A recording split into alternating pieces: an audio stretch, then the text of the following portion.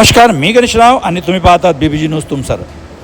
उपजिल्हा रुग्णालयातील निष्काळजीपणाचे धक्कादायक उदाहरण समोर आले आहे. छत गळतीमुळे काल रात्रीपासून प्रसूतीगृहात पाणी साचले असून बाळंतपण झालेल्या महिलांना व त्यांच्या नातेवाईकांना गंभीर अडचणीचा सामना करावा लागत आहे. रुग्णालयात साचलेल्या पाण्यातून महिलांना शौचालयात जाण्यासाठी व तपासण्यासाठी जावे लागत असून त्यामुळे अपघाताचा मोठा धोका निर्माण झाला आहे. प्रसूतीनंतरची काळजीपूर्वक काळ असतो, परंतु अशा परिस्थितीत या महिलांच्या व बाळांच्या जीवितास धोका निर्माण झालेला आहे. पाणी साचल्यामुळे अनेकांना घसरून पडण्याची भीती सतावत असून यामुळे रुग्णालयात प्रशासनाच्या निष्काळजीपणाचा प्रश्नचिन्ह निर्माण झालेला आहे. या साचलेल्या पाण्यातून आम्हाला बाळांना डॉक्टराकडे घेऊन जावे लागत आहे. रुग्णालयात बाळांचा जीव धोक्यात आहे, पण काहीच उपाय होत नाही, असे काही नातेवाईकांनी संतप्त प्रतिक्रिया दिलेली आहे.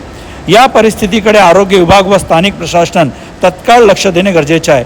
पावसाळ्याच्या सुरुवातीला जर रुग्णालयाच्या अशा सुविधा अपेक्षित ठरत असतील तर आगामी काळात परिस्थिती आणखी बिकट होण्याची शक्यता नाकारता येत नाही. प्रशासनाचे यांनी गंभीर दखल घेऊन तात्काळ उपाययोजना करावी, अन्यथा नागरिकांमध्ये याविरोधात संताप उफाळून येण्याची शक्यता आहे. याबाबत त्यांचे काय मत आहे ते आपण जाणून घेऊया. काय त्रास आहे? पाणी इथं आता खाली म्हणजे नातेवाईक पेशंटसोबत खाली झोपतात. पहिले म्हणजे खाली पाण्यात कशी झोपतील हे? तर रात्री झोपताना कुठे झोपतील ते?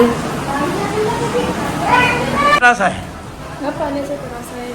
कधी आपण चालताना पाय घसरला तर पडू शकतो. बचुकीन धरून त्यासाठी आम्ही काही यायला केलं पाहिजे. पाण्याचा पाय घसरला आमची समस्या काय नसते, या पाण्याचीच आहे. तर जागा आता पाणी आहे, पाऊस येते, याची काही सोय करावली पाहिजे. आम्ही राहावं कसे, का कसे? तर हे पाण्याचा त्रास म्हणजे असं आहे की लहान लहान मुलाला घेऊन इथून यायला लागतो आणि हे असे लाभार्थी डिलिव्हरीचे उद्या जर समजा कोणता पावसामुळे किंवा थंडीमुळे जर काही कमी जास्त जर झाला तर याची काय जबाबदारी आहे? तसेच म्हणजे लापरवाह वागतात का? असं लापरवाह का बरं?